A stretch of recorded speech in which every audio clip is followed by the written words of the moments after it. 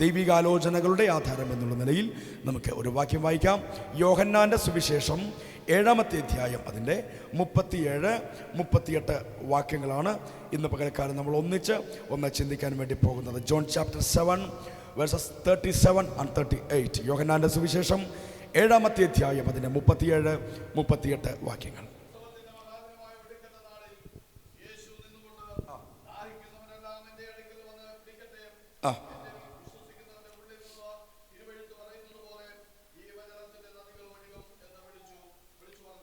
മതി. കർത്താവായ യേശുക്രിസ്തുവിൻ്റെ ശുശ്രൂഷയുടെ ഏതാണ്ട് ഒരു അവസാന ഘട്ടങ്ങളിലേക്ക് വരുമ്പോൾ യേശു അവിടെ നടന്ന ഒരു പ്രത്യേക സംഭവത്തെ നോക്കിയിട്ട് യേശു പറഞ്ഞ ഒരു വലിയ പ്രസ്താവനയാണ്, ദാഹിക്കുന്നവൻ എല്ലാം എൻ്റെ അടുക്കൽ വരട്ടെ.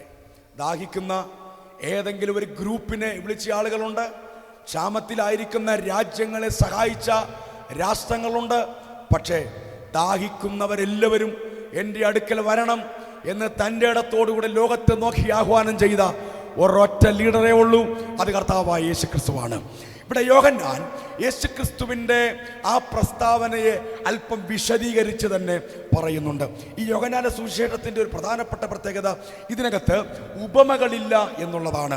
യേശു ഇതിനകത്ത് ഉപമകളെ പറഞ്ഞിട്ടില്ല, മറിച്ച് യേശുവിൻ്റെ ആ അവകാശ പ്രഖ്യാപനങ്ങളെ നമുക്ക് കാണാനായിട്ട് കഴിയും. ഞാൻ വാതിൽ പോലെ ആണെന്നല്ല, ഞാൻ വാതിലാകുന്നു.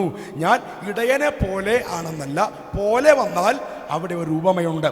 എന്നാൽ യേശു യോഹന്നാന്റെ സുവിശേഷത്തിൽ പറയുന്നത്, യോഹന്നാൻ വിവരിക്കുന്നത്, ഞാൻ ആടുകളുടെ വാതിൽ പോലെയാണെന്നല്ല, ഞാൻ വാതിലാണ്. ഞാൻ ഇടയനെ പോലെ ആണെന്നല്ല, ഞാൻ നല്ല ഇടയനാകുന്നു. ഞാൻ ലോകത്തിൻ്റെ വെളിച്ചം പോലെയാണെന്നല്ല, ഞാൻ ലോകത്തിൻ്റെ വെളിച്ചമാകുന്നു.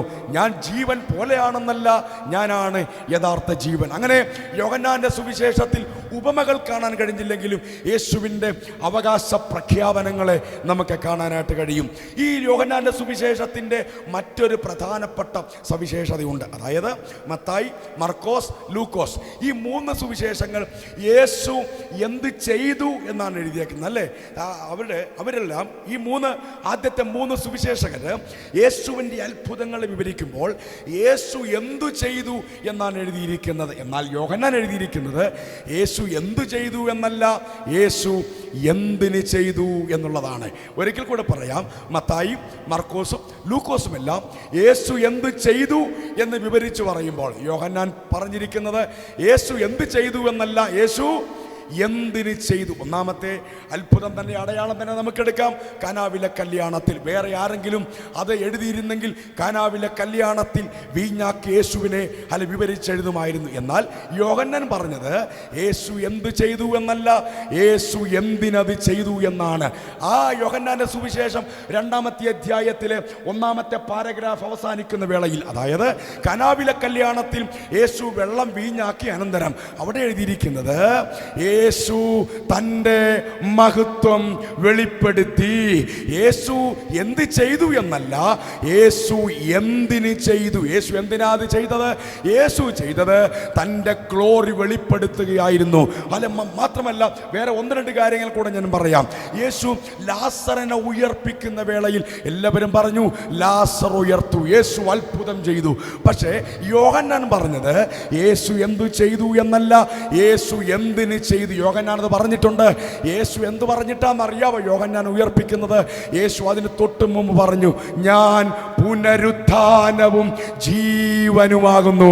ഹല്ലേലൂയ. അപ്പോൾ യേശു എന്ത് ചെയ്തു എന്നല്ല, യേശു എന്തിന് ചെയ്തു എന്നാണ് യോഹന്നാൻ വിവരിക്കുന്നത്. സ്തോത്രം. ഇവിടെ യോഹന്നാൻ ഈ സുവിശേഷം എഴുതുമ്പോൾ തൻ്റെ പേര് പറയേണ്ട പല സാഹചര്യങ്ങൾ ഈ സുവിശേഷം നമുക്ക് കാണാനായിട്ട് കഴിയും. പക്ഷെ അവിടെയൊന്നും തൻ്റെ പേര് പറയാതെ യേശു സ്നേഹിച്ച ശിഷ്യൻ, മാറോട് ചാരിയ ശിഷ്യൻ എന്നൊക്കെ പറഞ്ഞ് ഏതാണ്ട് ഒരു ഉരുട്ടിപ്പെരുട്ടി നാട്ടുഭാഷയെ പറഞ്ഞാൽ അദ്ദേഹം വിടുകയാണ്. അദ്ദേഹം എപ്പോഴും ആഗ്രഹിച്ചത് തൻ്റെ ഐഡൻറ്റിറ്റി, തൻ്റെ അഡ്രസ് യേശു സ്നേഹിച്ച ശിഷ്യൻ എന്നായിരിക്കണം എന്നുള്ളതാണ്. ദൈവങ്ങളെ, നമ്മുടെ എല്ലാവരുടെ ഒരു ഐഡന്റിറ്റി അതായിരിക്കട്ടെ.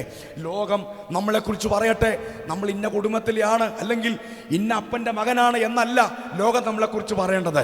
നാം യേശുവിനെ സേവിക്കുന്നവരാണെങ്കിൽ ലോകം നമ്മളെക്കുറിച്ച് പറയട്ടെ, ഇവൻ ദൈവത്താൽ സ്നേഹിക്കപ്പെട്ട ഒരു ദൈവ പൈതലാണ്. എപ്പോഴും യോഹന്നാൻ അതിലിഷ്ടപ്പെടുന്നയാളായിരുന്നു. കുറേ വർഷങ്ങൾക്ക് മുമ്പ് ഇംഗ്ലണ്ടിൽ നിന്ന് ഇന്ത്യയിൽ കൽക്കട്ടയിൽ മിഷണറിയായി വന്ന വലിയൊരു മനുഷ്യനുണ്ട്. അദ്ദേഹത്തിൻ്റെ പേര് വില്യം കേറി എന്നാണ്. വില്യം കേറി ഒരിക്കൽ ഒരു രാത്രിയിൽ കിടന്നുറങ്ങുമ്പോൾ കണ്ട സ്വപ്നത്തെക്കുറിച്ച് ഞാൻ ഒരിക്കലും വായിച്ചിട്ടുണ്ട്. ഇവിടെ അത് പറഞ്ഞിട്ടുണ്ടോ എന്ന് എനിക്കറിയില്ല.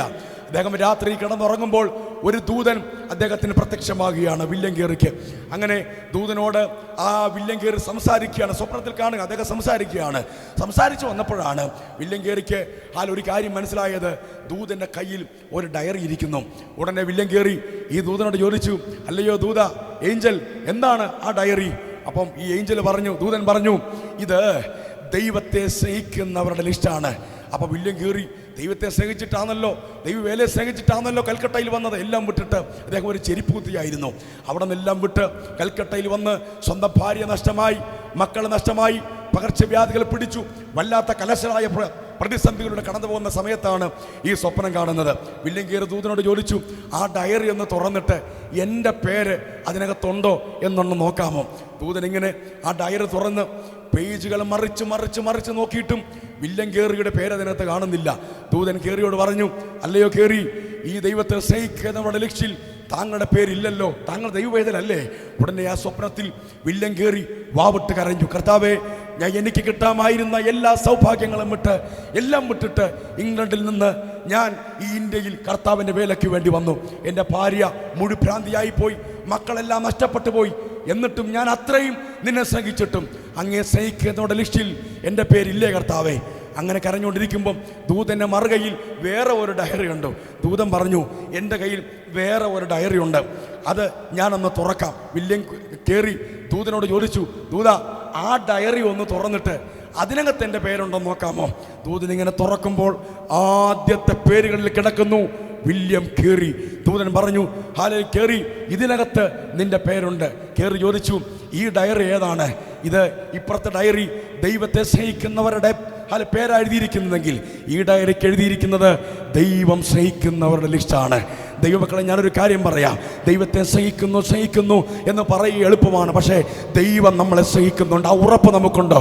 ജീവിതത്തിൻ്റെ എല്ലാ പ്രയാസങ്ങളിലും നമുക്കൊരു ഉറപ്പുണ്ടായിരിക്കണം, എൻ്റെ കർത്താവ് എന്നെ സ്നേഹിക്കുന്നുണ്ട്. അപ്പോസ്തലനായ പൗലോസ് ലേഖനത്തിൽ തെസ്സലോനിക്ക സഭയെ അഭിസംബോധന ചെയ്യുമ്പോൾ ഒരു പ്രധാനപ്പെട്ട പ്രസ്താവന പറയുന്നുണ്ട്. ദൈവത്താൽ സ്നേഹിക്കപ്പെട്ട സഹോദരന്മാരെ, ഇന്ന് പകൽക്കാലം ഞാൻ പറയാം, ദൈവത്തിൻ്റെ സ്നേഹത്താൽ മുഴുകിയവരാണ് നമ്മൾ. ജീവിതത്തിൽ പ്രയാസം വന്നിട്ടും, ജീവിതത്തിൽ പ്രതിസന്ധി വന്നിട്ടും, ജീവിതത്തിൽ വേദന വന്നിട്ടും എന്താ തകരാത്തത്? എൻ്റെ കർത്താവ് എന്നെ സ്നേഹിച്ചത് കൊണ്ടാണ്. തൻ്റെ അവസാനത്തുള്ളി രക്തം വരെ കാൽവരി കുന്നിൽ എനിക്ക് വേണ്ടി ഊറ്റിത്തന്ന് അവസാനത്തോളം സ്നേഹിച്ചെന്ന ബൈബിൾ എഴുതിയിരിക്കുന്നത്. ആ വാക്യം ഒരിക്കൽ കൂടെ ഞാനിങ്ങനെ പറയാം, തനിക്കുള്ളവരെ അവൻ സ്നേഹിച്ചു. എപ്പം വരെ? അവസാനത്തോളം സ്നേഹിച്ചു. ലോകത്തിൻ്റെ എല്ലാ സ്നേഹങ്ങളും അസ്തമിച്ചു പോകും. ലോകത്തിൻ്റെ എല്ലാ സ്നേഹങ്ങൾക്കും ഒരു അറുതിയുണ്ട്. എന്നാൽ മരണത്തിനപ്പുറത്തും നമ്മളെ സ്നേഹിക്കാൻ കഴിയുന്ന ഒരതുല്യ സ്നേഹമാണ് യേശുവിൻ്റെ സ്നേഹം. ഇന്ന് പകൽക്കാലം വിശ്വസിക്കുന്നുണ്ടോ? യേശു എന്നെ സ്നേഹിക്കുന്നുണ്ട്. ആമേൻ. ഇവിടെ യോഹന്നാൻ യേശു പറഞ്ഞ ഈ പ്രസ്താവന ഉദ്ധരിച്ചെഴുതുകയാണ്. യേശു ഇത് പറയാൻ ഒരു പ്രത്യേക സംഭവം അവിടെ ഉണ്ടായി. നമുക്കറിയാം, ഇസ്രായേലിനെ കുറിച്ച് നമുക്കറിയാം. ഇസ്രായേലിന് ദൈവം പെരുന്നാളുകൾ നൽകിയിരുന്നു, ഉത്സവങ്ങൾ നൽകിയിരുന്നു. അതിൽ പ്രധാനപ്പെട്ട 7 ഉത്സവങ്ങളേ ഉള്ളൂ. അതിൽ ഒന്നാമത്തെ ഉത്സവമായിരുന്നു പെസഹ പെരുന്നാൾ. ഏതായിരുന്നു? പെസഹ പെരുന്നാൾ. അവസാനത്തെ ഉത്സവമായിരുന്നു കൂടാര പെരുന്നാൾ. ഇതിന് 4ാമത്തെ പെരുന്നാളായിരുന്നു പെന്തക്കോസ് പെരുന്നാൾ. അങ്ങനെ ഈ പെരുന്നാൾ ആഘോഷിക്കുന്ന വേളയിൽ 7 പെരുന്നാളുകൾ എല്ലാ വർഷവും ഉണ്ട്. എന്നാൽ ഈ അവസാനത്തെ പെരുന്നാളുണ്ടല്ലോ, കൂടാര പെരുന്നാൾ, ജനമെല്ലാം ഒരു സ്ഥലത്ത് വന്ന് ടെൻ്റടിച്ച് അവിടെ താമസിച്ച് ദൈവത്തെ സ്തുതിക്കുകയാണ്. അങ്ങനെ ഈ കൂടാര പെരുന്നാളിൻ്റെ ഈ ഉത്സവം ആചരിക്കുന്ന പല ദിവസങ്ങൾ നീളുന്ന ഉത്സവമാണത്. അതിൻ്റെ അവസാനം ഒരു പ്രത്യേക ചടങ്ങുണ്ട്. ആ ചടങ്ങിനെ വാട്ടർ ലൈബേഷൻ സെറമണി എന്നാണ് പറയുക. അതായത് മഹാപുരോഹിതന്റെ നേതൃത്വത്തിൽ ജനങ്ങൾ ക്യൂ ആയിട്ട് ചെന്ന് ശീലോഹാങ്കുളത്തിൽ നിന്ന് ഒരു പാത്രത്തിൽ ഒരു കുടം വെള്ളം കോരും. ആ ശീലോഹാങ്കുളത്തിൽ നിന്ന് വെള്ളം കോരി എങ്ങനെ അങ്ങോട്ട് പോയോ അതുപോലെ ഇങ്ങോട്ട് വരും. എന്നിട്ട് ആലയത്തിൽ വന്നിട്ട് ഈ വെള്ളം യാഗപീഠത്തിന് ചുറ്റും ഇങ്ങനെ ഒഴിക്കും. ഭയങ്കര തിരക്കാണ്. ലക്ഷക്കണക്കിന് ആളുകളാണ് ആ ഉത്സവം കൂടാൻ വേണ്ടി വന്നിരിക്കുന്നത്. ഈ ലക്ഷക്കണക്കിന് ആളുകളുടെ മുമ്പിലാണ് ഒരു കുടം വെള്ളമെടുത്ത് യാഗപീഠത്തിൻ്റെ ചുറ്റും ഈ പുരോഹിതൻ ഒഴിക്കുന്നത്. ഒഴിച്ചിട്ട് ഇങ്ങനെ പറയും, അല്ല അവർ ജീവന്റെ ഉറവെങ്കിൽ നിന്ന് വെള്ളം കുടിക്കും എന്നൊരു വാക്യം യെശയ്യാവിലുണ്ട്. ആ പ്രവചനം ഇതാ നിവർത്തിയായിരിക്കുന്നു. ജനമേ, നിങ്ങളുടെ ആത്മീയ ദാഹം തീർക്കാൻ ദൈവം നിങ്ങൾക്ക് തരുന്ന വെള്ളമാണിത്. ഹല്ലേലൂയ. ഈ പശ്ചാത്തലത്തിൽ ഈ പ്രസ്താവന യേശു അവിടെ കണ്ടുകൊണ്ടിരിക്കുകയാണ്. കോടിക്കണക്കിന് ആളുകൾക്ക്, ലക്ഷക്കണക്കിന് ആളുകൾക്ക് ദാഹം തീർക്കത്തക്ക പര്യാപ്തമായ വെള്ളമാണോ അത്? അല്ല. യേശു അത് കാണുമ്പോൾ ജനത്തോട് വിളിച്ചു പറയുന്ന ഒരു വലിയ പ്രസ്താവന, ഉത്സവത്തിൻ്റെ മഹാദിനമായ ഒടുക്കത്തെ നാളിൽ, കൂടാരപ്പെടുന്നാളിൻ്റെ ഏറ്റവും അവസാന ദിവസമാണ് ഈ ചടങ്ങ് നടത്തപ്പെടുന്നത്. ഈ ചടങ്ങ് അവിടെ നടക്കുമ്പോൾ ജനമെല്ലാം ആവേശത്തിലാകും. ഈ വെള്ളത്തെ ഒന്ന് തൊടാൻ, ഈ വെള്ളത്തെ ഒന്ന് നമസ്കരിക്കാൻ, അതിനെ ഒന്ന് കാണാൻ ആളുകൾ തിക്കുകൂട്ടുകയാണ്. ജനത്തിൻ്റെ ദാഹം മാറുന്നുണ്ടോ? ജനത്തിൻ്റെ ശാപം മാറുന്നുണ്ടോ? ഇല്ല. ഇത് കണ്ടിട്ട് യേശു പറയുകയാണ്, ദാഹം മാറ്റാൻ കഴിയുന്ന ഒരാളുണ്ട്. അവിടെ എഴുതിയിരിക്കുന്നു, ഉത്സവത്തിൻ്റെ മഹാദിനമായ ഒടുക്കത്തെ നാളിൽ യേശു നിന്നുകൊണ്ട് ദാഹിക്കുന്നവനെല്ലാം എൻ്റെ അടുക്കൽ വരട്ടെ. ഇന്ന് പകൽക്കാലം അതിനകത്ത് നിന്ന് കമ്പിവാചകം പോലെ ഒരു ദൂടി ഞാൻ പറഞ്ഞു വിടാം. ഏതെങ്കിലും ദൈവ പ്രവർത്തിക്കായി ദാഹിക്കുന്ന ആരെങ്കിലും ഇവിടെ ഉണ്ടോ? കർത്താവേ, എൻ്റെ പ്രാർത്ഥനയ്ക്ക് എന്ന് നീ മറുപടി തരും. വലിയ ദാഹത്തോടുകൂടെ ഇരിക്കുന്ന ആരെങ്കിലും ഉണ്ടോ? നിങ്ങൾക്ക് നടന്ന് കയറാൻ പറ്റിയ ഒരാളുണ്ട്. അത് മറ്റാരുമല്ല, അത് കർത്താവായ യേശു ക്രിസ്തുവിൻ്റെ സാന്നിധ്യമാണ്. ഇന്ന് പകൽക്കാലം ഓർക്കണം, ദാഹിക്കുന്നവർക്കെല്ലാം മറുപടി കൊടുക്കുന്ന സർവശക്തനായ ദൈവം കർത്താവായ യേശു ക്രിസ്തു. അങ്ങനെ യോഹന്നാൻ ഈ ദാഹിക്കുന്നവർ ഏവരും എൻ്റെ അടുക്കൽ വരട്ടെ എന്ന് പറയുമ്പോൾ അത് ഉത്സവത്തിൻ്റെ മഹാദിനമായ ഒടുക്കത്തെ നാളിലാണ് യേശു അത് പറഞ്ഞത് എന്ന് നമുക്കറിയാം. വിശുദ്ധ വേദപുസ്തകത്തെ പ്രധാനമായിട്ടും രണ്ടായിട്ട് തിരിച്ചിട്ടുണ്ട്. ഒന്ന് പഴയ നിയമം, രണ്ട് പുതിയ നിയമം. ഈ ബൈബിളിനെ പഴയ നിയമമെന്നും പുതിയ നിയമമെന്നും തിരിച്ചതാരാ? മനുഷ്യനാണോ? തിയോളജിയൻസാണോ? മോശയാണോ? ആരുമല്ല. ഇതിനെ രണ്ടായിട്ട് തിരിച്ചത് സർവശക്തനായ ദൈവം തന്നെയാണ്. ഇത് ഒരു നിയമം എന്ന് പറയുമ്പോൾ ഇതൊരു കവനന്റാണ്, ഇതൊരു ഉടമ്പടിയാണ്. പഴയ നിയമം എന്നുള്ള വാക്യം പുതിയ നിയമത്തിലും, പുതിയ നിയമം എന്നുള്ള വാക്യം പഴയ നിയമത്തിലും. യിരെമ്യാ പ്രവചനം 31-ാമത്തെ അധ്യായം അതിന് 31-ാമത് വാക്യം ഇങ്ങനെ വായിക്കുന്നത്, ഞാൻ ഇസ്രായേൽ ഗ്രഹത്തോടും യഹൂദ ഗ്രഹത്തോടും പുതിയൊരു നിയമം ചെയ്യുന്ന കാലം വരും. അപ്പോൾ ബൈബിളിനെ രണ്ടായിട്ട് തിരിച്ചത് വലിയ ഒരു സംവാദ വിഷയമാണത്. ബൈബിളിനെ വെട്ടിമുറിച്ച കഥ. ദൈവമക്കളെ, ഞാനും പറയാം, ബൈബിളിനെ രണ്ടായി തിരിച്ചത് മനുഷ്യനല്ല, പാസ്റ്റേഴ്സ് അല്ല, തിയോളജിയൻസ് അല്ല. ബൈബിളിനെ രണ്ടാക്കിയിരിക്കുന്നത് ബൈബിള് തന്നെയാണ്. ഹല്ലേലൂയ. യിരെമ്യാ പ്രവചനം 31 ഒരിക്കൽ കൂടെ പറയാം, ഞാൻ ഇസ്രായേൽ ഗ്രഹത്തോടും യഹൂദ ഗ്രഹത്തോടും പുതിയൊരു ഉണ്ടോ. പഴയ നിയമത്തിൽ പറഞ്ഞു ഒരു പുതിയ നിയമം വരുന്നുണ്ട്. ഇനി പഴയ നിയമം എന്നുള്ള വാക്യം എവിടെയാണ്? 2 കൊരിന്ത്യർ ലേഖനം 3-ാമത്തെ അധ്യായം അതിൻ്റെ 14-ാമത് വാക്യം ഇങ്ങനെ വായിക്കുന്നു, എന്നാൽ അവരുടെ മനസ്സ് കഠിനപ്പെട്ടു പോയി പഴയ നിയമം വായിക്കുമ്പോഴൊക്കെയും ആ മൂടുപടം നീങ്ങാതെ ഇന്ന് വരെ ഇരിക്കുന്നുവല്ലോ, അത് ക്രിസ്തുവിൽ മാറിപ്പോകും. അപ്പോൾ ബൈബിളിനെ പഴയ നിയമമെന്നും പുതിയ നിയമമെന്നും രണ്ടായി തിരിച്ചത് ബൈബിള് തന്നെയാണ്. പുതിയ നിയമം എന്നുള്ള വാക്യം പഴയ നിയമത്തിലും, പഴയ നിയമം എന്നുള്ള വാക്യം പുതിയ നിയമത്തിലും. അത്ഭുതാവഹമല്ലേ? പോട്ടെ. അങ്ങനെ പഴയ നിയമത്തിൽ പ്രധാനമായിട്ടും എഴുതിയിരിക്കുന്നത് ഇസ്രായേൽ ജനവുമായി ബന്ധപ്പെട്ട ചരിത്രമാണെന്ന് നമുക്കറിയാം. ദൈവം അബ്രഹാം എന്ന് പറയുന്ന ഒരു മനുഷ്യനെ വലിയ ദൈവിക പദ്ധതിക്ക് വേണ്ടി വിളിക്കുകയാണ്. അവന്റെ സന്തതിയാണ് പിന്നീട് മിസ്രൈമിലേക്ക് അടിമകളായി പോയത്. ഓർക്കണം, ദൈവം ഇസ്രായേലിനെ പുറത്തിറക്കാൻ അത്ഭുതങ്ങൾ ചെയ്തു, ഇല്ലേ? ഇസ്രായേലിനെ പിടിപ്പിക്കാൻ അത്ഭുതങ്ങൾ ചെയ്തു. ലഭിച്ച വിടുതലുകൾ ഓർക്കാൻ ദൈവം ഓർക്ക് ഉത്സവങ്ങൾ കൊടുത്തു. എന്നാൽ കാനാനിൽ കയറാൻ ദൈവം ഓർക്ക് പ്രമാണങ്ങൾ കൊടുത്തു.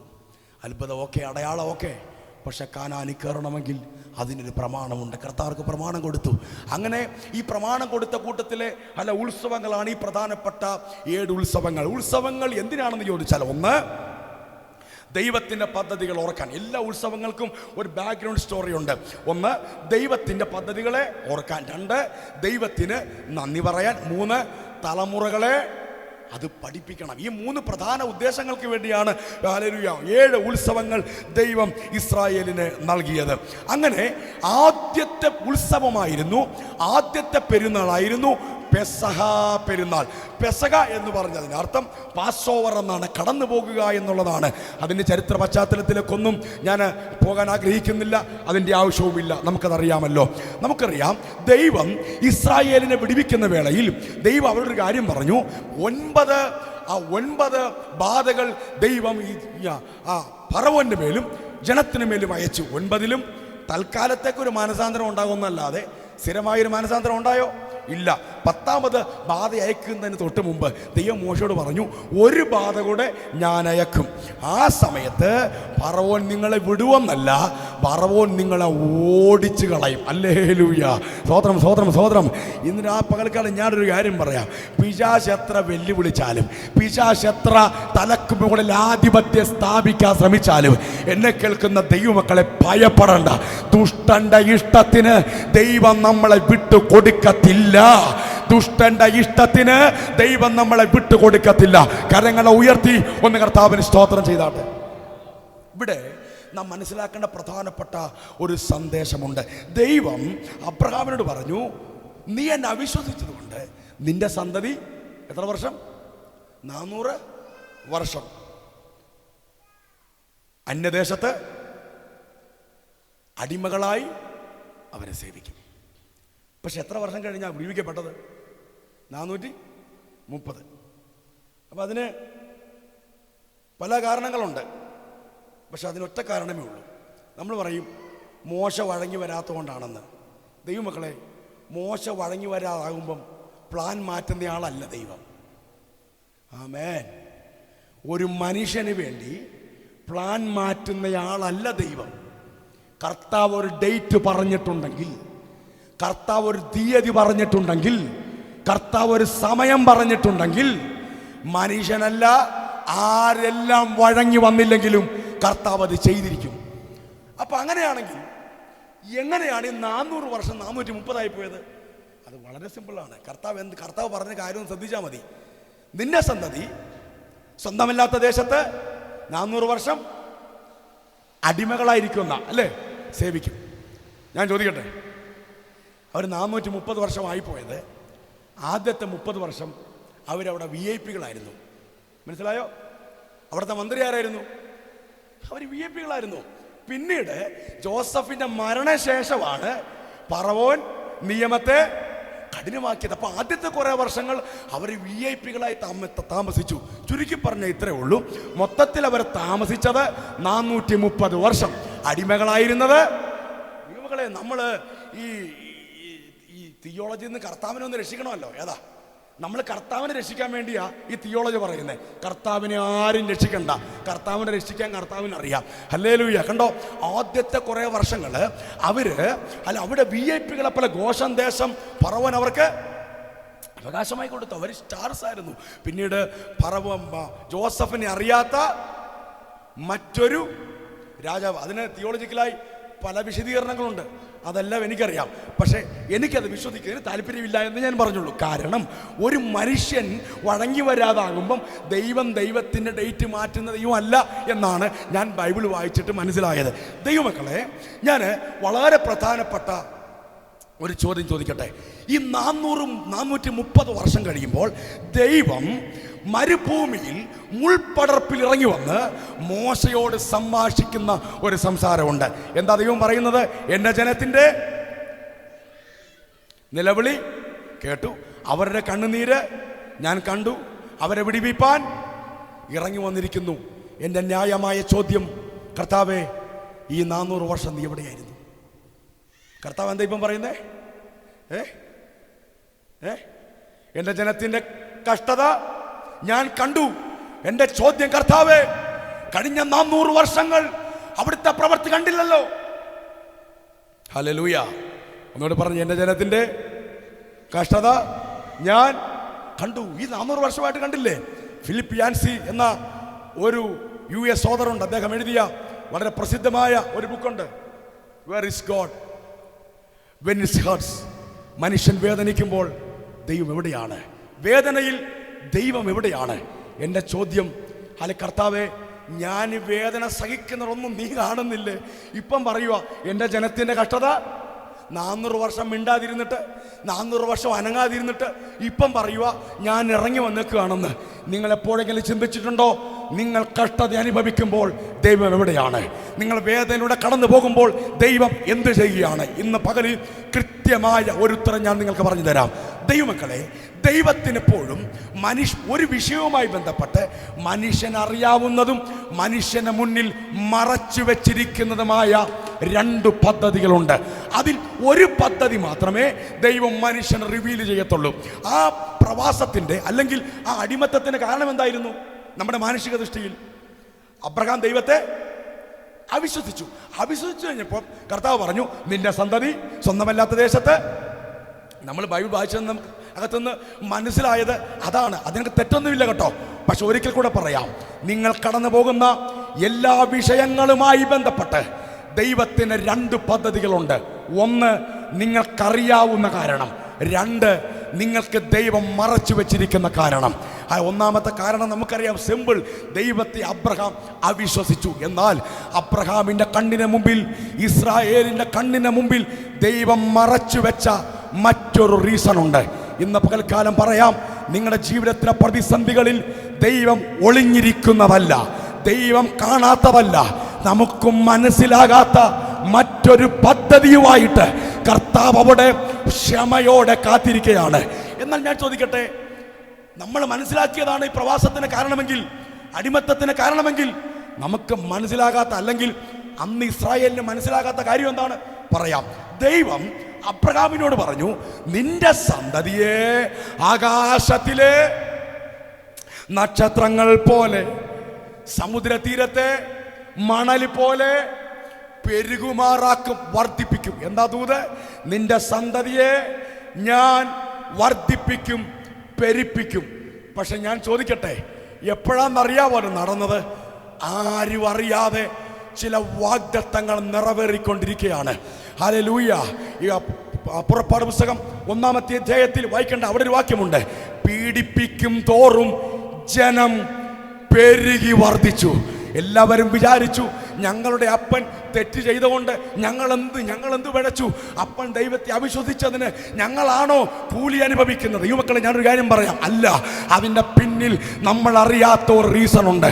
ആ ദൈവം എന്തിനാണെന്നറിയാമോ മിസ്രൈമിൽ കൊണ്ടുപോയത്? ദൈവത്തിനറിയാം. മിസ്രൈമിൽ കൊണ്ടുപോയി പീഡയിലൂടെ വിടുമ്പോഴേ എൻ്റെ ജന വാഗ്ദത്തത്തിലേക്ക് അടുത്തു വരികയുള്ളൂ. ഇന്ന് പകൽക്കാലം പറയാം, നിങ്ങൾ ഭാരപ്പെടുമ്പോൾ ദൈവം എവിടെയാണെന്ന് ചോദിച്ചാൽ ദൈവം മറഞ്ഞിരിക്കുന്നില്ല. കാരണം നിങ്ങളുടെ മേലുള്ള ചില വാഗ്ദത്തങ്ങളുടെ നിവർത്തിക്കായി ഈ സീസണിൽ പരിശുദ്ധാത്മ നമ്മളെ ഒരുക്കിക്കൊണ്ടിരിക്കുകയാണ്. അല്ല, പറവോൻ വിചാരിച്ചു ഞാനവരെ പീഡിപ്പിക്കുകയാണ്. പറവോൻ പറഞ്ഞു ഞാനവരെ ഇല്ലാതാക്കും. അബ്രഹാമേ, നിന്റെ സന്തതി ഞാൻ തകർത്ത് കളയും. എന്നാൽ വാഗ്ദത്തം പറഞ്ഞ ഒരു ദൈവമുണ്ട്. അബ്രഹാമേ, നിന്റെ സന്തതിയെ ആകാശത്തിലെ നക്ഷത്രങ്ങൾ പോലെ ഞാൻ പെരുക്കുമെങ്കിൽ. അല്ല, അബ്രഹാമിന് മനസ്സിലാകാതെ, പറവോന്റെ കണ്ണിന് വെളിപ്പെടാത്ത ഒരു വലിയ മർമ്മം ആ പ്രതിസന്ധിയിലാണ്. ദൈവം 400 വർഷം മറഞ്ഞിരുന്നു എന്ന് ലോകം പറഞ്ഞ ആ പ്രതിസന്ധിയിലാണ് ആ വാഗ്ദത്തം നിറവേറിയതെങ്കിൽ, ഇന്ന് പകൽക്കാലം ഞാൻ ആത്മാവിനെ വിളിച്ചു പറയാം, നിങ്ങളുടെ ജീവിതത്തിലെ ഏറ്റവും വലിയ ക്രൈസിസിലാണ് ഏറ്റവും വലിയ വാഗ്ദത്തം നിവർത്തിക്കപ്പെടാൻ പോകുന്നത്. ഒരിക്കൽ കൂടെ പറയാം, നിങ്ങളുടെ ജീവിതത്തിലെ ഏറ്റവും വലിയ ക്രൈസിസിലാണ്, ഏറ്റവും വലിയ പ്രതിസന്ധിയിലാണ് ഏറ്റവും വലിയ വാഗ്ദത്തം വെളിപ്പെട്ടു വരാൻ പോകുന്നത്. ഹല്ലേലൂയ. ദൈവത്തിന് രഹസ്യ പദ്ധതികളുണ്ട്. ഒരു നല്ല ഉദാഹരണം പറയാം. യേശു മുൾമുടി ധരിച്ചവനായി, ചുവപ്പങ്കി ധരിച്ചവനായി പീലാത്തോസിന് മുമ്പിൽ നിൽക്കുകയാണ് കേട്ടോ. എല്ലാവരും പറഞ്ഞു, ഇവൻ ഒരു തെറ്റും ചെയ്തിട്ടില്ല, ഇവൻ ഒരു കുറ്റവും ചെയ്തിട്ടില്ല. എന്നാൽ പീലാത്തോസ് പറയുന്നു, ഞാൻ ഇവനെ അടിപ്പിച്ച് വിട്ടയക്കും. എന്താ പീലാത്തോസ് പറയുന്നത്? ഞാൻ ഇവനെ ഞാനവിടെ ഉണ്ടായിരുന്നുവെങ്കിൽ ഞാൻ ചോദിക്കുമായിരുന്നു, അല്ലയോ സാറേ, നിങ്ങൾ പറഞ്ഞല്ലോ യേശുവിനെ അടിപ്പിക്കുമെന്ന്. എൻ്റെ യേശു ചെയ്ത തെറ്റെന്താണ്? ആശയറ്റവർക്ക് അവലംബമായതാണോ? കുരുടന്മാർക്ക് കാഴ്ച കൊടുത്തതാണോ? വിശക്കുന്നവർക്ക് ആഹാരം കൊടുത്തതാണോ? രോഗികളെ തൊട്ട് സൗഖ്യമാക്കിയതാണോ സാറേ എൻ്റെ യേശു ചെയ്ത തെറ്റ്? പീലാത്തോസ് പറയാം, അതൊന്നും എനിക്കറിയാൻ മേല, ഞാൻ അവനെ അടിപ്പിക്കാൻ പോകുകയാണ്. നമ്മുടെ കണ്ണിൻ്റെ മുമ്പിൽ ഒരു കാരണവും കൂടാതെ അടിയേറ്റ ഒരു യേശു. പക്ഷേ എല്ലാ ദൈവിക പദ്ധതിക്ക് പിന്നിലും നമുക്കറിയാത്ത ഒരു കാരണം ഒളിച്ചിരിപ്പുണ്ട്. ഒരു കാരണവുമില്ലാതെ അല്ല യേശു അടിയേറ്റത്. ചിലപ്പോൾ നമ്മൾ വിചാരിക്കും, എൻ്റെ കർത്താവേ, ഞാൻ ഇങ്ങനെയൊക്കെ കഷ്ടപ്പെടാൻ എന്ത് പാപമാണ് ഞാൻ ചെയ്തത്, എന്ത് തെറ്റാ ചെയ്തത്, ഞാൻ അത്ര വലിയ ദോഷിയാണോ? അല്ല സഹോദരാ സഹോദരി, നിങ്ങളറിയാത്ത ഒരു കാരണം നിങ്ങൾ കടന്നു പോകുന്ന പ്രതിസന്ധിയുടെ സാധൂകരണത്തിനായി ദൈവത്തിനുണ്ട്. നമ്മുടെ മുന്നിൽ ഒരു കുറ്റവും ചെയ്യാത്ത യേശു അടിക്കപ്പെട്ടല്ലേ? അല്ല അല്ല അല്ല, യേശുവിനെ പീലാത്തോസ് അടിപ്പിക്കാൻ ഒരു കാരണമുണ്ട്. പീലാത്തോസ് അടിക്കുമ്പോൾ പീലാത്തോസിന് പോലും അറിയില്ല യേശുവിനെ എന്തിനെ അടിക്കുന്നതെന്ന്. എന്നാൽ പീലാത്തോസ് അടിക്കാൻ ആരാചാരന്മാർക്ക് ഓർഡർ കൊടുക്കുമ്പോൾ സ്വർഗത്തിൽ നിന്നൊരപ്പം പറഞ്ഞു, അവനെ അടിക്കടാ അങ്ങോട്ട്. സ്വന്തം മകനെ ചാട്ടവാറിനടിക്കുമ്പോൾ ഏതപ്പനാണ് പിടിച്ചു നിൽക്കാൻ കഴിയുക?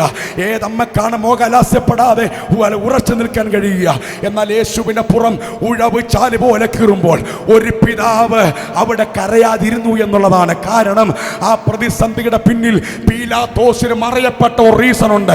പിതാവ് പറഞ്ഞു, പീലാത്തോസ്, നീ അവനെ അടിക്കുകയാണല്ലേ, എന്നാൽ എനിക്കൊരു രഹസ്യ പദ്ധതി ഉണ്ട്. നീ അടിച്ചു കഴിയുമ്പോൾ ആ അടിപ്പിണരുകളാൽ ഞാൻ എൻ്റെ ജനത്തെ സൗഖ്യമാക്കും. ഇന്ന് പകൽ വിശ്വസിക്കുന്നുണ്ടോ? കാരണം കൂടാതെയല്ല, ദൈവത്തിന് ഒരു റീസൺ ഉണ്ട്. നിങ്ങളുടെ ജീവിതത്തിൽ ദൈവ പ്രതിസന്ധി അനുഭവിച്ചെങ്കിൽ, ദൈവം പ്രതിസന്ധി തന്നെങ്കിൽ, നിങ്ങൾ അറിയാത്ത ഒരു റീസൺ ദൈവത്തിനുണ്ട്. വിശ്വസിക്കുന്നുണ്ടോ? കാരണം കൂടാതെയല്ല പ്രതിസന്ധി വരുന്നത്. ദൈവത്തിനൊരു കാരണമുണ്ട്.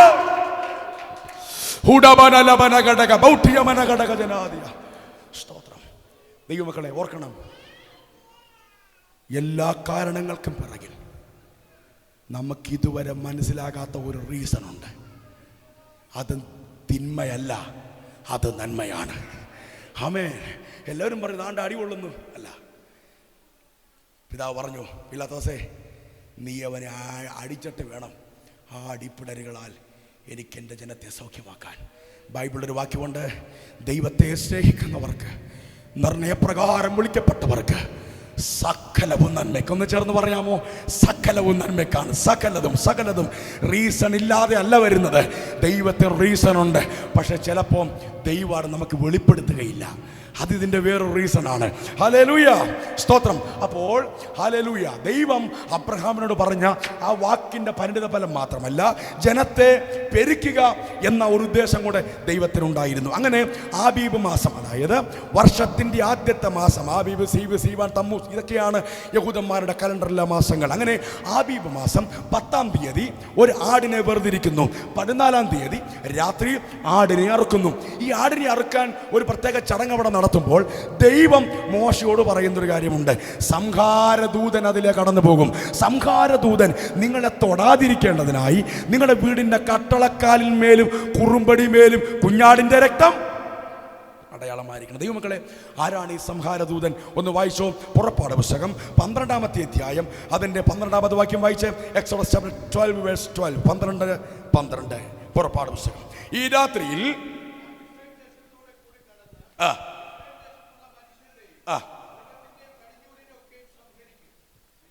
ശ്രദ്ധിച്ചേ, ഈ രാത്രിയിൽ അടുത്തത് ഞാൻ ആരാ? അപ്പൊ ആരാ സംഹാരദൂതൻ? പിശാചാണോ? അല്ല. ദൈവത്തിന് അങ്ങനെയും ഒരു മുഖമുണ്ട്. ഈ രാത്രിയിൽ ഞാൻ മിസ്രയീം ദേശത്തു കൂടെ കടന്ന് നേരത്തെ പറഞ്ഞതെല്ലാം ചെയ്യും. ദൈവമക്കളെ, മിസ്രയീമിൽ വെളിപ്പെട്ട സംഹാരദൂതൻ പിശാചല്ല, അത് ദൈവം തന്നെയാണ്. ദൈവം സ്നേഹവാനാണെങ്കിൽ ദൈവത്തിന് അങ്ങനെ ഒരു മുഖമുണ്ടോ? ഉണ്ട്. ദൈവത്തിന് അങ്ങനെ ഒരു മുഖമുണ്ട്. പഴയ നിയമത്തിൽ മാത്രമല്ല, പുതിയ നിയമത്തിലുണ്ട്. പക്ഷേ പുതിയ നിയമത്തിൽ ചെറിയൊരു വ്യത്യാസമുണ്ട്. പഴയ നിയമത്തിൽ സംഹാരദൂതനാണെങ്കിൽ പുതിയ നിയമത്തിൽ സംഹാരദൂതനല്ല. വായിച്ചോ, 1 കൊരിന്ത്യർ ലേഖനം 10-ാമത്തെ അധ്യായം അതിന്റെ 10, 11, 12. 1 കൊരിന്ത്യർ ലേഖനം 10-ാമത്തെ അധ്യായം അതിന്റെ 10 മുതൽ 12 വരെ. അവരിൽ ചിലർ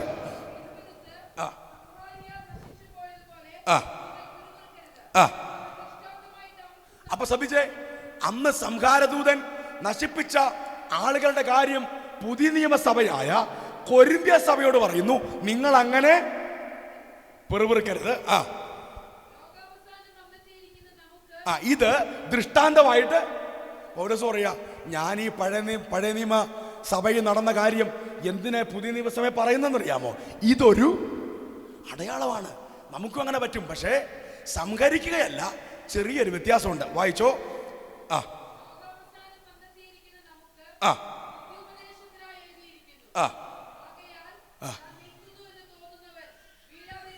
സംഹരിക്കുകയല്ല, വീണുപോകയാണ്. എൻ്റെ കൂടെ ഉണ്ടോ നിങ്ങൾ? ദൈവത്തിന് അങ്ങനെ ഒരു മുഖമുണ്ട്. പുതിയ നിയമത്തിലുണ്ട്, പഴയ നിയമത്തിലുണ്ട്. പക്ഷേ ചെറിയൊരു വ്യത്യാസമുണ്ട്. പഴയ നിയമത്തിൽ ദൈവം സംഹാരദൂതനായെങ്കിൽ ന്യൂ ടെസ്റ്റ്മെന്റിൽ സംഹാരദൂതനായിട്ടല്ല. ദൈവത്തിന്റെ മുഖത്തിന് അല്പം മാറ്റമുണ്ട്. ദൈവത്തിന്റെ അനുവാദത്തോടെ ചിലരെന്തോ ചെയ്യും, വീണു പോകും. എന്താ വീഴാൻ കാരണം? അപ്പോസ്തലപ്രവൃത്തി പ്രധാനപ്പെട്ട വാക്യങ്ങൾ അത് എടുത്തു വായിപ്പിക്കുന്നത്. 7-ാമത്തെ അധ്യായം അതിന് 40 മുതൽ വായിച്ച്.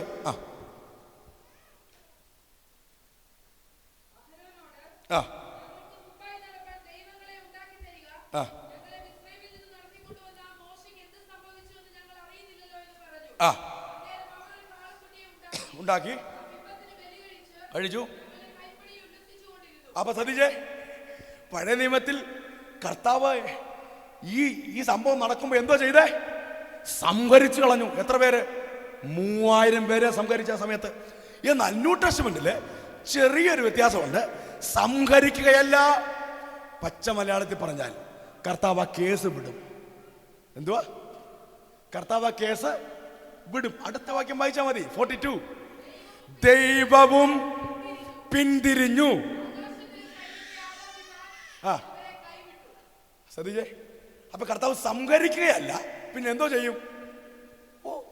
ഇഷ്ടമുള്ളതുപോലെ അതായത് ഈ ഗൂഗിൾ മാപ്പിന്റെ പരിപാടി കർത്താവ് ചെയ്യും. ഈ ഗൂഗിൾ മാപ്പ് ഒരിക്കലും റിവേഴ്സ് പറയുകയല്ല. പറയോ? പണ്ടത്തെ കാലത്ത് അടിച്ച വഴിയെ പോയില്ലെങ്കിൽ അത് കേട്ടിട്ടല്ലേ ഉള്ളൂ. അത് കറക്റ്റ് സാധനം ഗൂഗിൾ മാപ്പാണ്. ഒരിക്കലും ഈ പുള്ളി റിവേഴ്സ് പറയുകയല്ല. തൊട്ടടുത്ത റൂട്ടാണെങ്കിലും നേരെ പോയി അടുത്ത റൈറ്റ് എടുത്ത് ഫസ്റ്റ് റൈറ്റ് എടുത്ത് ഇവിടെ വരും. അപ്പോഴാണ് നമ്മൾ ആലോചിക്കുന്നേടാ, ഇവിടെ നിന്നാണല്ലോ ഞാൻ പോയത്. കർത്താവ് ഈ ഗൂഗിൾ മാപ്പിന്റെ പരിപാടി അങ്ങ് ചെയ്യും. പുതിയ നിയമത്തിൽ കർത്താവ് സംഹരിക്കുകയല്ല.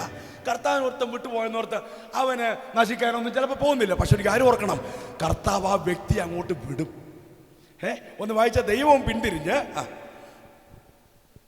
ആകാശത്തിലെ സൈന്യത്തെ ആരാധിപ്പാൻ. അടുത്തത്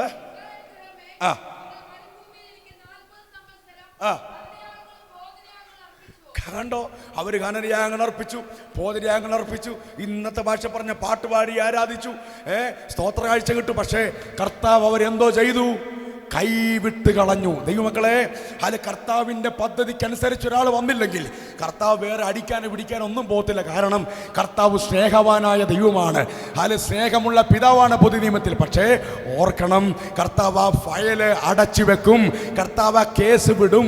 കർത്താവ് ആ വ്യക്തിയെ തള്ളിക്കളയും. കർത്താവ് ആ വ്യക്തിയെ കൈവിട്ട് കളയും. അതുകൊണ്ടാണ് പൗലോസ് കൊരിന്ത്യ സഭയോടും അപ്പോസ്തലപ്രവൃത്തി ദൈവസഭയോടും പറയുന്നു, കർത്താവ് കൈവിടാത്ത ഒരു ഗ്രൂപ്പായി നിങ്ങൾ നിൽക്കണം. യേശു പറഞ്ഞില്ലേ, എൻ്റെ അടുക്കൽ വരുന്നവനെ ഞാൻ ഒരു നാളും കൈവിടുകയില്ല. അതാണ് കർത്താവിൻ്റെ പദ്ധതി.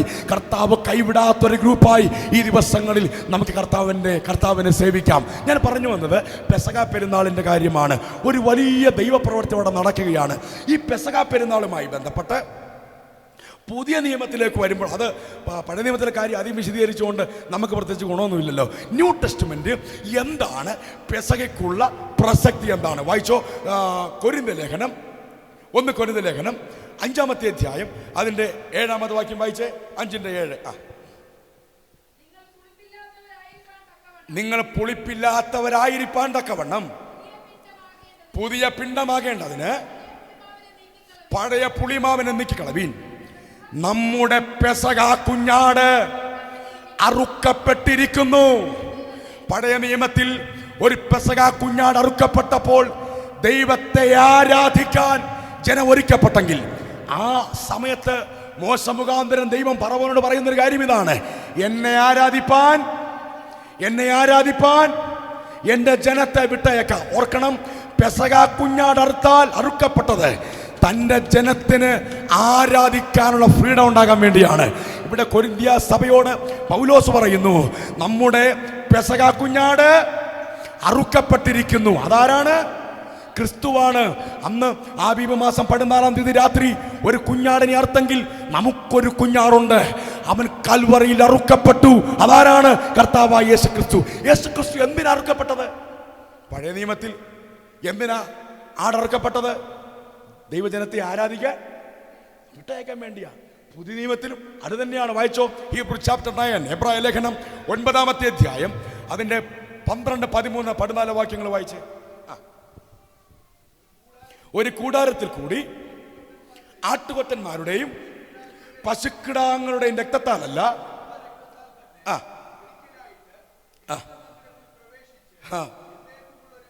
വീണ്ടെടുപ്പ് സാധിപ്പിച്ചു. അടുത്തത്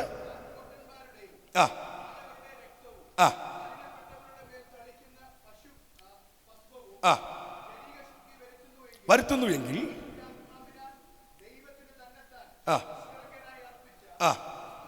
അടുത്തത് ജീവനുള്ള ദൈവത്തെ ആരാധിപ്പാൻ നിങ്ങളുടെ മനസാക്ഷിയെ, നിർജീവ പ്രവർത്തികളെ പോക്കി എത്രയധികം ശുദ്ധീകരിക്കും. ദൈവമക്കളെ, പഴയ നിയമത്തിൽ പുറപ്പാട് പുസ്തകത്തിൽ കുഞ്ഞാട് അറുക്കപ്പെട്ടപ്പോൾ ഒരു കൂട്ടം ജനം, ഇസ്രായേൽ ജനം ദൈവത്തെ ആരാധിക്കാൻ ഒരുങ്ങിയില്ലേ? അതുപോലെയാണ് നമുക്കൊരു പെസഹ കുഞ്ഞാടുണ്ട്. ആ കുഞ്ഞാട് അറുക്കപ്പെട്ടു. എന്തിനാണെന്നറിയാമോ? കാറും വീടും നന്മയൊന്നും തരാനല്ല, ദൈവത്തെ ആരാധിക്കത്തക്ക നിലയിൽ നമ്മുടെ മനസാക്ഷി ശുദ്ധീകരിക്കപ്പെടുവാൻ. അങ്ങനെയാണെങ്കിൽ ദൈവസന്നിധി വന്നിട്ട് വായുംപൂട്ടി ഇരിക്കരുത്. ഹല്ലേലൂയ! ദൈവത്തെ സ്തുതിക്കാൻ, ദൈവത്തെ ആരാധിക്കാൻ ഇന്ന് പകൽക്കാലം തയ്യാറാകുമ്പോൾ നാം അവന്റെ കാൽവരി മരണത്തെ ഒരിക്കൽ കൂടെ അംഗീകരിക്കുകയാണ്. മനസ്സിലാക്കുന്നവർ ആ കരങ്ങളെ ഉയർത്തി ഒന്ന് കർത്താവിന് സ്തോത്രം ചെയ്താട്ടെ. അപ്പോൾ കുഞ്ഞാട് അറുക്കപ്പെട്ടത് നമ്മൾ ജീവനുള്ള ദൈവത്തെ ആരാധിക്കാൻ വേണ്ടിയാണ്. ഒരു കാലത്ത് ദൈവം ഏതെന്നറിയാതെ, ദൈവം എന്തെന്നറിയാതെ, ജീവനുള്ള ദൈവത്തിൻ്റെ സത്യത്തിൻ്റെ പരിജ്ഞാനം കിട്ടാതെ കല്ലിനെയും മരത്തെയും ഒക്കെ ആരാധിച്ച് കണ്ണടയപ്പെട്ടവരെ നാം ഇരുന്നെങ്കിൽ യേശു എന്ന കുഞ്ഞാട്, പെസഹ കുഞ്ഞാട് അറുക്കപ്പെട്ടതാണ് ഇന്ന് പകൽ ജീവനുള്ള ദൈവത്തെ ആരാധിക്കാൻ കാരണം. ബൈബിളിൽ ഒരു വാക്യമുണ്ട്, അവൻ മരിച്ചവരുടെ ദൈവമല്ല, അവൻ ജീവനുള്ളവരുടെ ദൈവമാണ്. അങ്ങനെയാണെങ്കിൽ ജീവനുള്ള ദൈവത്തെ ജീവനോടെ ആരാധിക്കണം. സ്തോത്രം പറഞ്ഞില്ലെങ്കിൽ സാരമില്ല, പക്ഷെ സ്തോത്രം പറഞ്ഞാൽ അതിനകത്തൊരു ജീവൻ ഉണ്ടായിരിക്കണം. പാട്ട് പാടിയാൽ അതിനകത്തൊരു ജീവൻ ഉണ്ടായിരിക്കണം. കൈയടിച്ചാൽ അതിനകത്തൊരു ജീവൻ ഉണ്ടായിരിക്കണം. ജീവനുള്ള ദൈവത്തെ ജീവനോടെ ആരാധിക്കണം. ആമേൻ. അപ്പം ഈ പെസഹ കുഞ്ഞാട് അറുക്കപ്പെട്ടതിനാ നമ്മളെ വീണ്ടെടുത്ത് ദൈവത്തെ ആരാധിക്കാൻ യോഗ്യരാകും. വേറെ എന്തെങ്കിലും ലക്ഷ്യമുണ്ടോ അതിന്? പണം, ആരോഗ്യം, നന്മ എന്തെങ്കിലും ഉണ്ടോ? അതിനൊന്നും കർത്താവ് കാൽവരി മരിക്കേണ്ടിയിരുന്നില്ല. യേശു കാൽവരിയിൽ മരിക്കാതെ അതെല്ലാം നമുക്ക് തരാൻ ദൈവത്തിന് കഴിയുമായിരുന്നു. എന്നാൽ അറുക്കപ്പെട്ട കുഞ്ഞാട്, യേശുവാകുന്ന പെസഹ കുഞ്ഞാട് അറുക്കപ്പെട്ടത് ഇതിനൊന്നിനും വേണ്ടിയല്ല, നാം ജീവനുള്ള ദൈവത്തെ ആരാധിക്കാൻ വേണ്ടിയാണ്. ഹല്ലേലൂയ. ഇനി പുറപ്പാട് പുസ്തകത്തിലേക്ക് വരുമ്പോൾ നമ്മുടെ പ്രത്യേക പദം വായിക്കുന്നുണ്ട്. ഇനി ഒരു 10-20 മിനിറ്റ് നാം ചിന്തിക്കാൻ പോകുന്നത് രക്തയടയാളത്തെ കുറിച്ചാണ്. എന്ന് പറഞ്ഞ് രക്തയടയാളം വായിച്ചോ. പുറപ്പാട് പുസ്തകം 12-ാമത്തെ അധ്യായം അതിൻ്റെ 13-ാമത് വാക്യം വായിച്ചേ. നിങ്ങൾ പാർക്കുന്ന വീടുകളിൽ മേൽ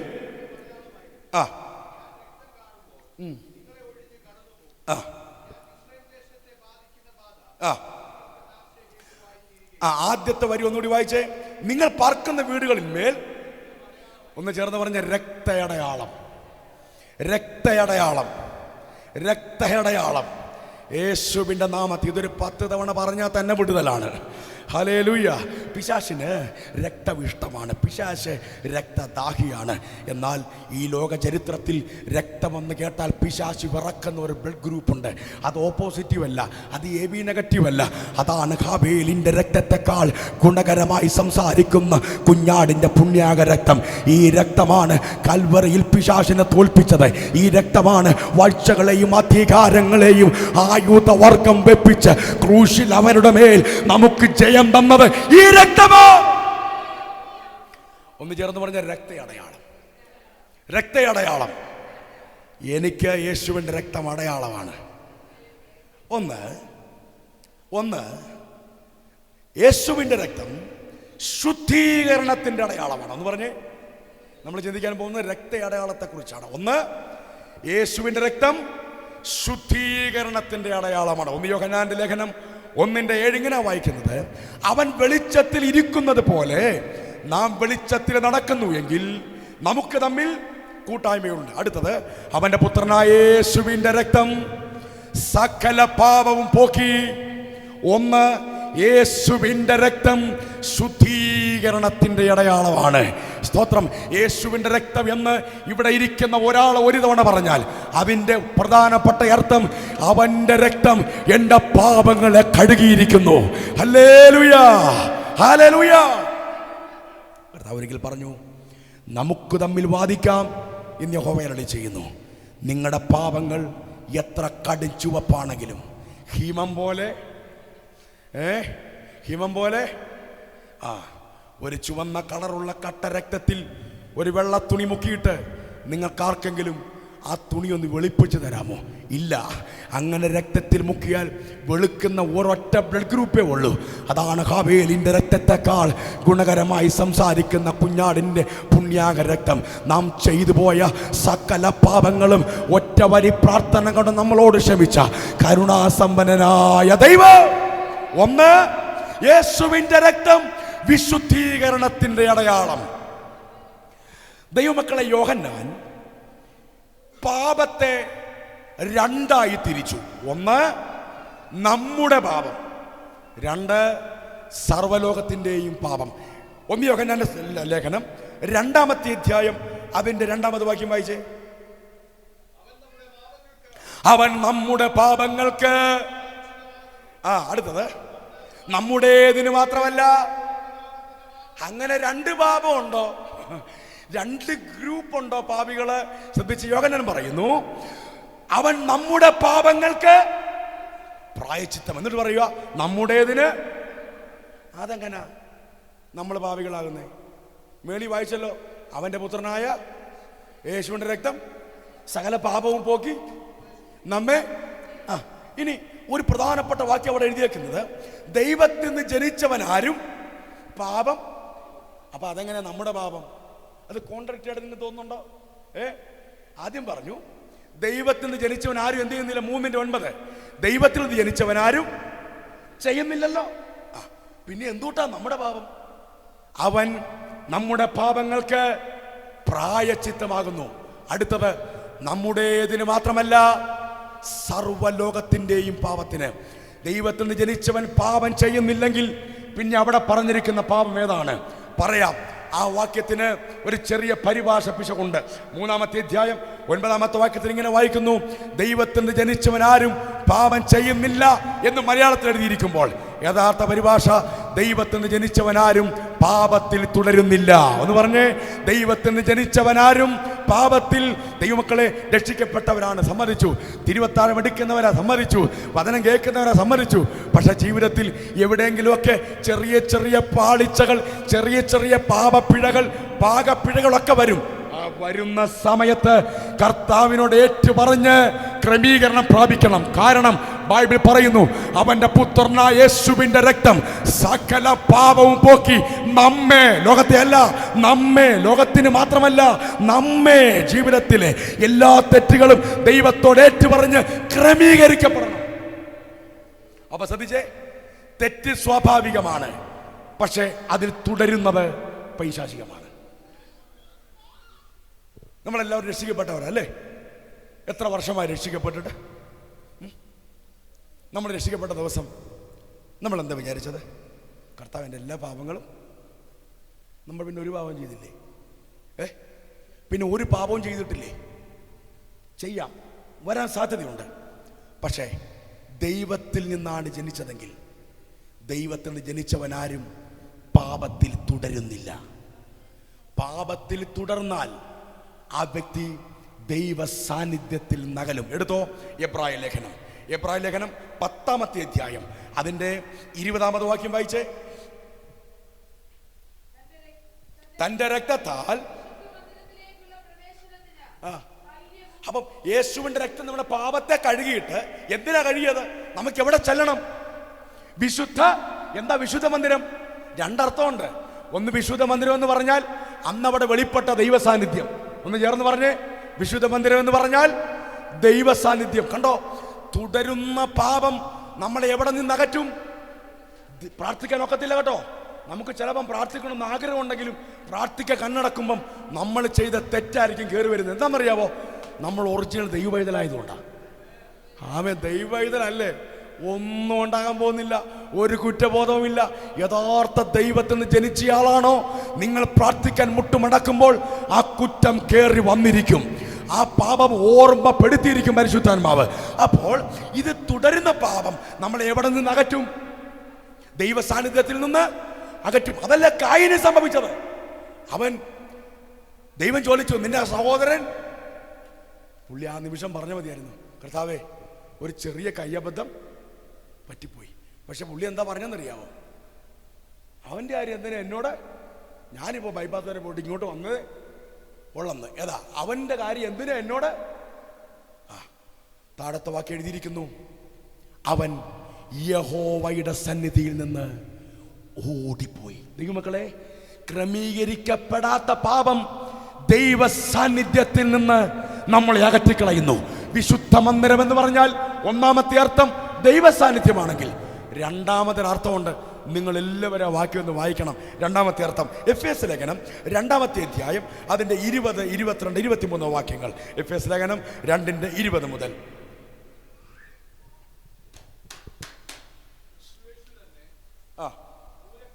ക്രിസ്തു യേശു തന്നെ മൂലക്കല്ലായിരിക്കെ നിങ്ങളെ അപ്പോസ്തലന്മാരും അവനിൽ കെട്ടിടം മുഴുവനും യുക്തമായി ചേർന്ന്. ഒന്ന്, വിശുദ്ധ മന്ദിരം ദൈവ സാന്നിധ്യമാണെങ്കിൽ. 2, വിശുദ്ധ മന്ദിരം ദൈവസഭയാണ്. ആമേൻ. സഭ എന്ന് പറഞ്ഞാൽ ഉദ്ദേശിക്കുന്ന ഈ ബിൽഡിങ്ങിനെ കുറിച്ചല്ല, നമ്മളാകുന്ന ശരീരത്തെ കുറിച്ചാണ്. എന്താ വായിച്ചത്? ഈ ക്രിസ്തു യേശു തന്നെ മൂലക്കല്ലായിരിക്കെ നിങ്ങളെ അപ്പോസ്തലന്മാരും പ്രവാചകന്മാരും എന്ന അടിസ്ഥാനത്തിമേ പണിതിരിക്കുന്നു. അവനിൽ കെട്ടിടം മുഴുവനും യുക്തമായി ചേർന്ന് കർത്താവിൽ. ദൈവമക്കളെ, തുടരുന്ന പാപങ്ങൾക്ക് ദൈവ സാന്നിധ്യത്തിൽ നിൽക്കാൻ കഴിയുകയില്ല. ഒരു കാര്യം ഉറപ്പിച്ചു പറയാം, ദൈവസഭയിൽ ഞാൻ നന്നായിട്ട് നിൽക്കണമെങ്കിൽ, ദൈവസഭയിൽ നേരോടെ നിൽക്കണമെങ്കിൽ എൻ്റെ പാപങ്ങൾക്ക് പരിഹാരം വരുത്തണം. ഇല്ലെങ്കിൽ കണ്ടിന്യൂ ചെയ്യാൻ കഴിയുകയില്ല. അതാരുടെയും കുഴപ്പമല്ല. പരിഹാരമുണ്ട്, പരിഹാരം തേടിയില്ല. കണ്ടോ, അവനിൽ നിങ്ങളെയും ദൈവത്തിൻ്റെ, ഞാനീ പറഞ്ഞ ബിൽഡിങ്ങിനെ കുറിച്ചല്ല, നമ്മളാകുന്ന സഭയെ കുറിച്ചാണ്. ദൈവമക്കളെ, എന്ന് പറയുന്ന ഒരാളുണ്ടെന്നിരിക്കട്ടെ, ആ ആൾക്ക് ക്രമീകരിക്കപ്പെടാത്ത പാപ സ്വഭാവം ഉണ്ടെന്നിരിക്കട്ടെ, ക്രമേണ ആ വ്യക്തി നമ്മിൽ എല്ലാവരും നിന്ന് അകലും. അതാരുടെയും കുഴപ്പമല്ല. ആദ്യം പോയത് എവിടുന്ന? ദൈവ സാന്നിധ്യമെന്ന വിശുദ്ധ മന്ദിരത്തിൽ നിന്ന്. 2, ബോഡി ഓഫ് ക്രൈസ്റ്റ്, ക്രിസ്തുവിൻ്റെ ശരീരമാകുന്ന നിവാസത്തിൽ നിന്ന് ആ വ്യക്തി അകലുകയാണ്. ഹല്ലേലൂയ. എപ്പോഴെങ്കിലും ഒരകൽച്ച തോന്നിയിട്ടുണ്ടോ? നിങ്ങൾക്കോ എനിക്കോ അകൽച്ച തോന്നിയിട്ടുണ്ടോ? അങ്ങനെയാണെങ്കിൽ ഓർത്തോണം, എവിടെയോ പരിഹരിക്കപ്പെടാനുള്ള ചില ക്രമീകരണങ്ങൾ ഇനിയും വെളിപ്പെടേണ്ടതുണ്ട്. ദൈവമക്കളെ, പരിഹരിക്കപ്പെടാത്ത പാപം ദൈവ സാന്നിധ്യത്തിൽ നമ്മളെ അകറ്റും, ദൈവസഭയിൽ നിന്ന് അകറ്റും. അപ്പോൾ ഒന്നാമത്തെ രക്തയടയാളം, യേശുവിൻ്റെ രക്തം വിശുദ്ധീകരണത്തിന് നിഴലാണ്. അവൻ്റെ പുത്രനായ, ഒന്ന് ചേർന്ന് പറയാമോ, അവൻ്റെ പുത്രനായ യേശുവിൻ്റെ രക്തം സകല പാപവും പോക്കി നമ്മെ എന്ന് പറയുമ്പോൾ യോഹന്നാൻ 10 അർത്ഥം മനസ്സിലായല്ലോ.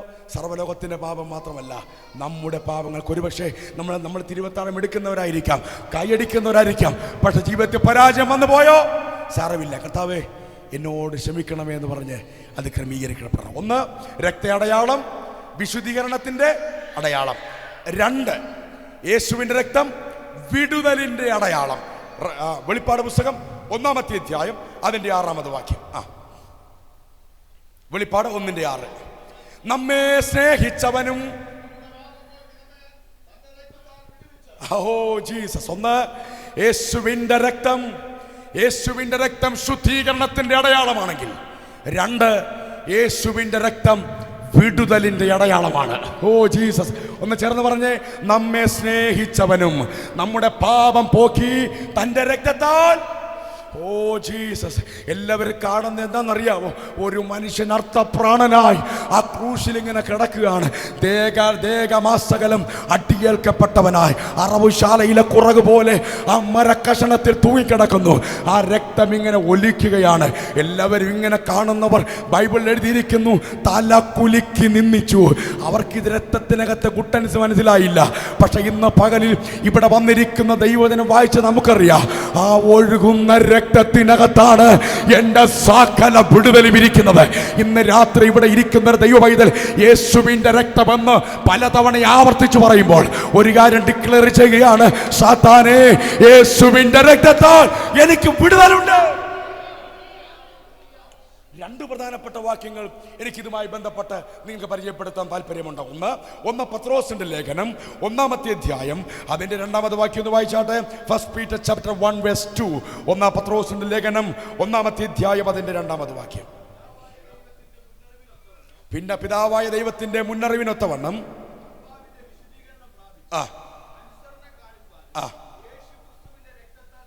2 പദങ്ങൾ പറയാം. 1 യേശുവിന്റെ രക്തത്താൽ കഴുകപ്പെടുക. ഒന്ന് പറഞ്ഞേ, യേശുവിന്റെ രക്തത്താൽ കഴുകപ്പെടുക. 2 യേശുവിന്റെ രക്തത്താൽ തളിക്കപ്പെടുക. ഒന്ന് ചേർന്ന് പറഞ്ഞേ, യേശുവിന്റെ രക്തത്താൽ കഴുകുന്നത് എൻ്റെ പാപത്തിന്റെ മോചനത്തിന് വേണ്ടിയാണെങ്കിൽ, അതാണ് നമ്മൾ വായിച്ചത്. അവന്റെ പുത്രനായ യേശുവിന്റെ രക്തം സകല പാപവും പോക്കി. അവന്റെ രക്തത്താൽ ഞാൻ കഴുകപ്പെട്ടയാളാണ്. കഴുകിയത് പാപങ്ങളുടെ മോചനത്തിന് വേണ്ടിയാണെങ്കിൽ, തളിക്കുന്നത് പാപത്തിന്റെ മോചനത്തിന് വേണ്ടിയല്ല, എൻ്റെ വിടുതലിന് വേണ്ടിയാണ്. എന്താ വായിച്ചത്? യേശുക്രിസ്തുവിന്റെ രക്തത്താൽ തളിക്കപ്പെട്ടു എന്നാണോ? അത് ഒരു തവണ നടന്ന കാര്യത്തെ കുറിച്ചല്ല ഈ പറയുന്നത്. ഇതിങ്ങനെ നടന്നുകൊണ്ടേയിരിക്കും. എന്ത് കഴുകൽ മാത്രമല്ല, പിന്നെ എന്തിനാ തളിക്കുന്നത്? അതിന്റെ ഗുട്ടൻസ് എഴുതിയിരിക്കുന്നത് ഹീബ്രുവിലാണ്. എബ്രായ ലേഖനം അതിന്റെ 11-ാമത്തെ അധ്യായം 28-ാമത് വാക്യം വായിച്ച്. വിശ്വാസത്താൽ തൊടാതിരിപ്പാൻ. ഒന്ന് ചേർന്ന് പറഞ്ഞേ, ചോരത്തളി. എന്തിനാ? സംഹാരകൻ തൊടത്തില്ല.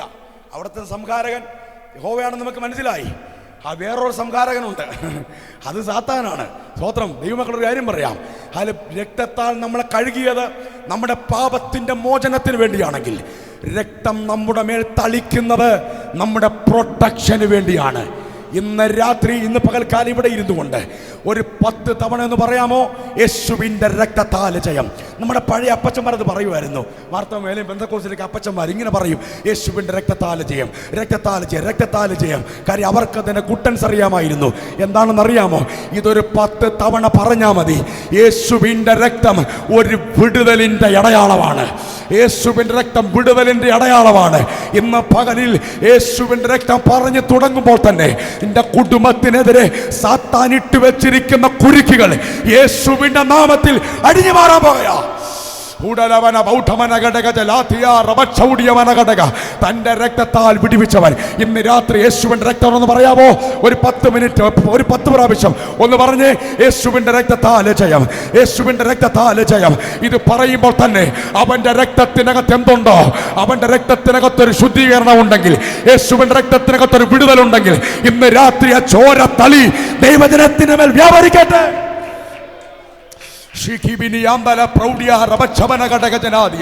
യേശുവിന്റെ രക്തത്താൽ ജയം എന്ന് പറഞ്ഞ്, യേശുവിന്റെ രക്തത്താൽ രാവിലെ എഴുന്നേൽക്കുമ്പോൾ ഒരു 10 തവണ എന്ന് പറയണം, യേശുവിൻ്റെ രക്തത്താൽ ജയം. എൻ്റെയൊക്കെ ഞാനൊക്കെ കുഞ്ഞുങ്ങളായിരിക്കുമ്പം ഞങ്ങളുടെ നാട്ടിൽ ഒരു തോമസ് അപ്പാപ്പൻ ഉണ്ടായിരുന്നു. ഈ തോമസ് അപ്പാപ്പനെ ഞങ്ങൾ വിളിക്കുന്നത്. ഈ അപ്പാപ്പൻ മരിക്കുന്നത് വരെ പൂർണ്ണ ആരോഗ്യത്തോടുകൂടെ എല്ലാ ദിവസവും രാവിലെ 5 മണിക്ക് എഴുന്നേറ്റ് കുളിക്കും, മരിക്കുന്നന്ന് വരെ. പുള്ളി രാവിലെ എഴുന്നേറ്റ് പറയും, തോമസ് അപ്പാപ്പൻ, യേശുവിൻ്റെ രക്തത്താൽ ജയം, യേശുവിൻ്റെ രക്തത്താൽ. പുള്ളി ഇങ്ങനെ നടക്കുമ്പോൾ ഇരിക്കുമ്പോഴൊക്കെ ഇത് പറഞ്ഞുകൊണ്ടേയിരിക്കും. ദൈവങ്ങളെ, ഈ രക്തം പറഞ്ഞ പിശാച് വിറക്കും, ഈ രക്തം പറഞ്ഞ പിശാച് വിറക്കും. കാര്യം ഈ രക്തമാണ് അവൻ്റെ തലയെ തകർത്തത്. ഇന്ന് പകൽക്കാലം പറയാം, യേശുവിൻ്റെ രക്തത്താൽ ജയം. നമ്മുടെ പെസഹ കുഞ്ഞാട് അറുക്കപ്പെട്ടു. ആമേൻ. ഒന്ന്, യേശുവിൻ്റെ രക്തം ശുദ്ധീകരണത്തിൻ്റെ അടയാളം. 2, യേശുവിൻ്റെ രക്തം വിടുതലിൻ്റെ അടയാളം. ഹല്ലേലൂയ. മൂന്നാമത്തത്, യേശുവിൻ്റെ രക്തം ഉടമസ്ഥതയുടെ അടയാളം. വെളിപ്പാട് പുസ്തകം 5-ാമത്തെ അധ്യായം അതിൻ്റെ 9-ാമത് വാക്യം. അത് വിശദീകരിക്കുന്ന കമ്പിവാചം പോലെ പറഞ്ഞു വിടുക. വെളിപ്പാട് പുസ്തകം 5:9, പുസ്തകം വാങ്ങുവാനും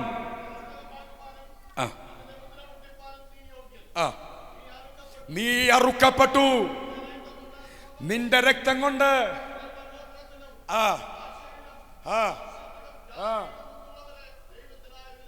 ആർക്കായിട്ട്? ഇതിനൊരു ഉടമസ്ഥനുണ്ട്. യേശുവിന്റെ രക്തം ഒരു ഉടമസ്ഥതയുടെ അടയാളം. ഇന്ന് പകൽക്കാലം ഇവിടെ ഇരിക്കുന്ന ദൈവമക്കൾ വിശ്വസിക്കണം, ഞാൻ അനാഥനല്ല, എനിക്കൊരു ഉടമസ്ഥനുണ്ട്. ഇന്ന് പകൽക്കാല വചനത്തിന്റെ വ്യാപാര ശക്തി ജനത്തിന് മേൽ വ്യാപരിക്കട്ടെ. പിശാചിന്റെ സകല അവകാശവാദങ്ങളും ഇന്ന് പകൽ യേശുവിന്റെ നാമത്തിൽ, യേശുവിന്റെ രക്ത ഉടമസ്ഥതയുടെ അടയാളം.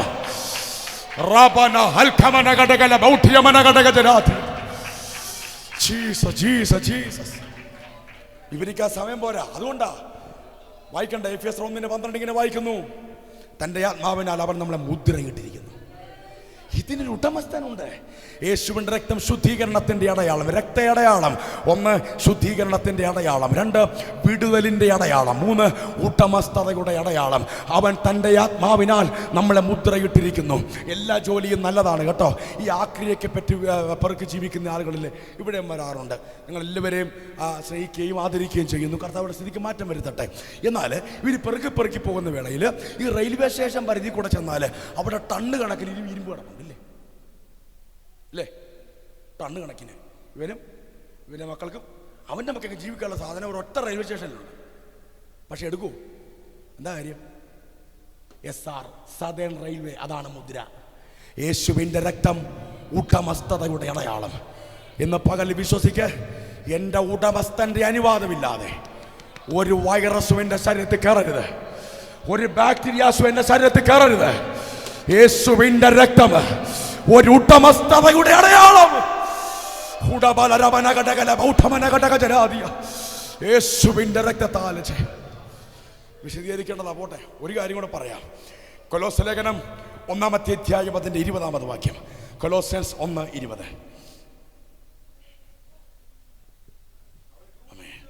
അവൻ ക്രൂശിൽ ചൊരിഞ്ഞ രക്തം കൊണ്ട് 4, യേശുവിൻ്റെ രക്തം സമാധാനത്തിൻ്റെ അടയാളം. ഇന്ന് പകൽ ഈ വചനത്തിൻ്റെ വ്യാപാര ശക്തി സമാധാനമായി ഹൃദയങ്ങളിൽ വ്യാപരിക്കട്ടെ. അവിടെ പറയുന്നൊരു സമാധാനം ദൈവവുമായിട്ടുള്ള സമാധാനമാണ്. ദൈവവുമായും മനുഷ്യനുമായും കുടുംബത്തിലും ബന്ധങ്ങളിലും യേശുവിൻ്റെ രക്തം സമാധാനം കൊണ്ടുവരും. ഇന്ന് പകൽ ഞാൻ ദൂത് പറഞ്ഞുകൊണ്ടിരിക്കുമ്പോൾ ദൈവജനത്തിനകത്തെ സമാധാനത്തെ എടുത്തു കളയുന്ന സകല നെഗറ്റീവ് സ്പിരിറ്റും യേശുവിൻ്റെ രക്തത്തിന് മുമ്പിൽ ഇന്ന് പകൽക്കാലം പരാജയപ്പെടുകയാ. ജീസസ്. ആ പീസ് വ്യാപരിക്കട്ടെ. നിങ്ങളുടെ സമാധാനം കളയുന്ന സകല ഇടപാടുകളുടെ മേലും യേശുവിന്റെ രക്തത്തിന്റെ പീസ്, ആ സമാധാനം വ്യാപരിക്കട്ടെ. റോപോലോ ഹസ്ബക്കന, അവൻ ക്രൂശിൽ ചൊരിഞ്ഞ രക്തം കൊണ്ട് അവൻ മുഖാന്തിരം സമാധാനം ഉണ്ടാക്കി. ഇന്ന് പകൽ ഈ വചനത്തിന്റെ വ്യാപാര ശക്തി ഏറ്റെടുത്തോ. നിങ്ങളുടെ വീട്ടിലേക്ക് ആ സമാധാനം വരികയാണിപ്പോൾ യേശുവിൻ്റെ നാമത്തിൽ. നിങ്ങളുടെ മനസ്സിലേക്ക് ആ സമാധാനം വരികയാണ്, നിങ്ങളുടെ ശരീരത്തിലേക്ക് ആ സമാധാനം വരികയാണ്. സ്വീകരിക്കുക യേശുവിൻ്റെ നാമത്തിൽ. കർത്താവേ, ആ സമാധാനം ഞാൻ സ്വീകരിക്കുന്നു എന്ന് പറ. നിങ്ങളുടെ കുടുംബത്തിനകത്തേക്ക് ആ സമാധാനം വരികയാണ്, നിങ്ങളുടെ തലമുറയിലേക്ക് ആ സമാധാനം വരികയാണ്. അവൻ ക്രൂശിൽ ചൊരിഞ്ഞ രക്തം കൊണ്ട്